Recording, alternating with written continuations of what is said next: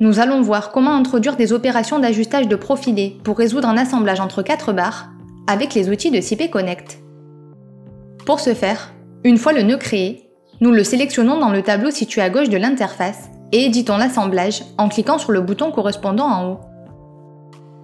De cette façon, nous accédons à la fenêtre Assemblage. Dans l'onglet Modèle, nous devons spécifier les opérations nécessaires pour définir l'assemblage.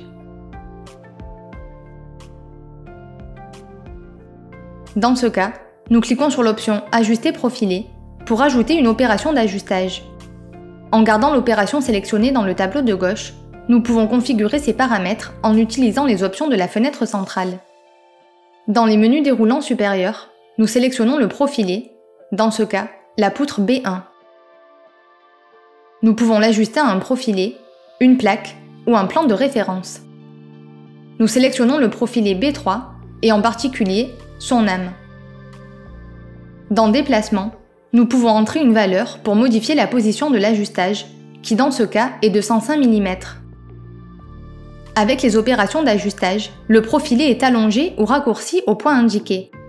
Le résultat de l'opération s'affiche dans la visionneuse de droite.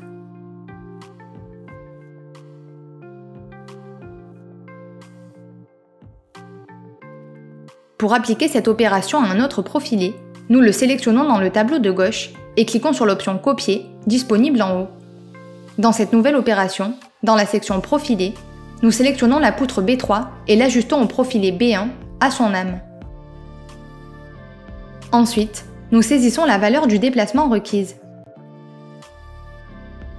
Nous cliquons à nouveau sur Ajuster profilé pour accéder à une troisième opération. Nous sélectionnons maintenant le profilé C1 et l'ajustons au profilé B3 à son aile supérieure. Le logiciel permet d'introduire directement les soudures des ailes et de l'âme en activant les cases correspondantes. De cette façon, nous définissons les soudures entre le poteau C1 et la poutre B3. Dans chaque section, dans le premier menu déroulant, nous avons plusieurs possibilités pour définir la position du cordon de soudure, sur le côté gauche, sur le côté droit, ou des deux côtés, comme dans notre cas. Dans le deuxième menu déroulant, nous choisissons si les soudures sont des soudures d'angle, définissant l'épaisseur de la gorge ou l'épaisseur du côté de la soudure, ou des soudures en K. Dans le troisième menu déroulant, nous définissons la forme de la surface de soudure, qu'elle soit non définie, plate, concave, convexe ou à bord convenablement mouillé. Dans le quatrième menu déroulant, nous indiquons le lieu d'exécution, sur chantier ou en atelier. Ici, nous définissons les soudures d'angle par l'épaisseur de la gorge de 3,5 mm. Les paramètres de l'électrode peuvent également être spécifiés, y compris sa référence et la résistance du métal d'apport.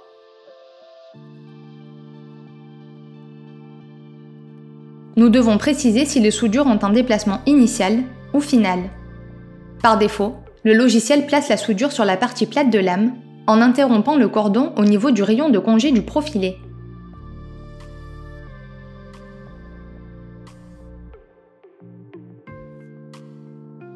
Ensuite, nous recliquons sur « Ajuster profilé » pour entrer un paramètre pour le profilé B2.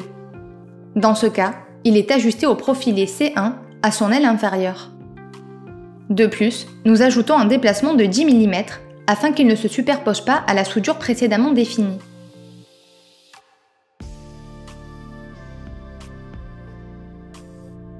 Enfin, nous ajoutons un deuxième ajustage sur le même élément. Pour ce faire, nous cliquons sur « Ajuster profilé » et sélectionnons à nouveau le profilé B2, mais cette fois, nous l'ajustons au profilé B3 à son aile supérieure.